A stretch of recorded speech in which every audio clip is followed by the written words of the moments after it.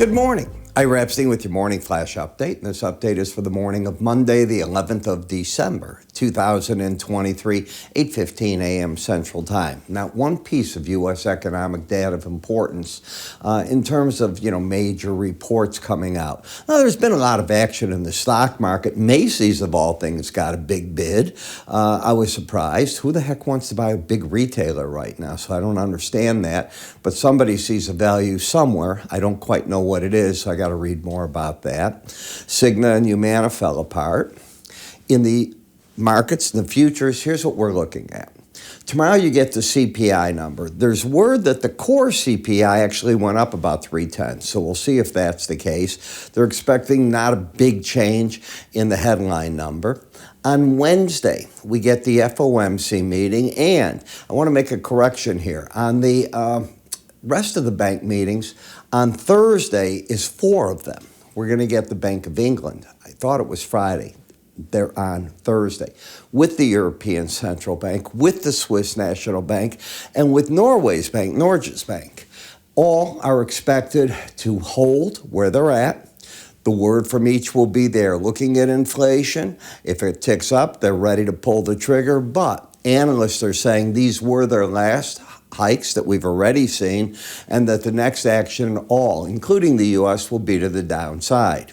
Now, I'm putting in on my full research today the timelines that go back maybe 20, 30 years between when the Fed goes into a pause mode and the next time that they make a move, be it 2 months, 5 months, 8 months. There's numbers, and I'm going to show them as to what they are. I think they're fairly important. It gives us an idea what to look for. In overall thinking, as you can see, you're down slightly in the stock indices, but this is part of what I told you I was expecting.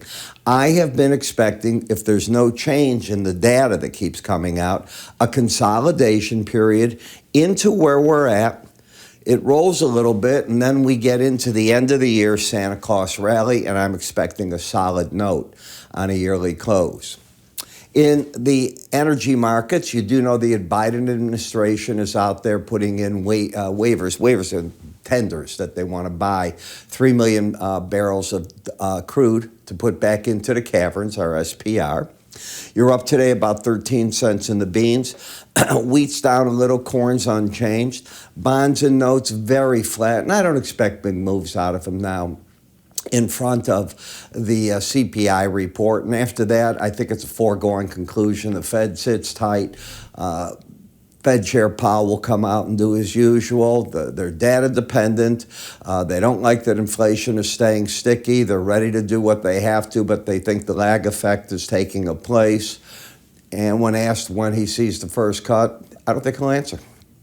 I think he'll say it's all going to be data dependent, and he'll let it go at that. Dollar up a little bit. Currency's a very mixed mode right here.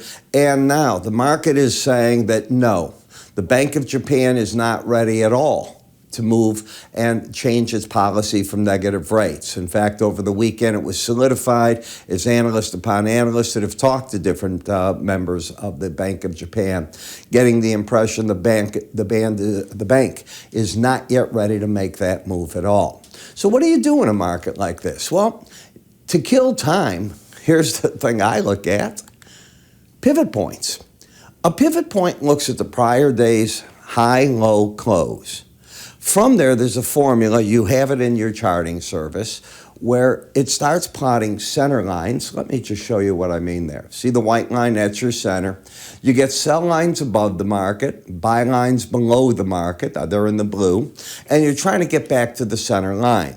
It's a day trade tool. It's also a tool that I use a lot for one thing: entry and exit of a market. Yes, entry and exit. So if I'm close to a spot I want to buy in the market for my clients and I tell them, hey, here's the number that I think we have to look at, how do you work with it? I look at that and I tie it together with momentum in the market. Now, my slow stochastics are different than a lot of people's because I modified my study.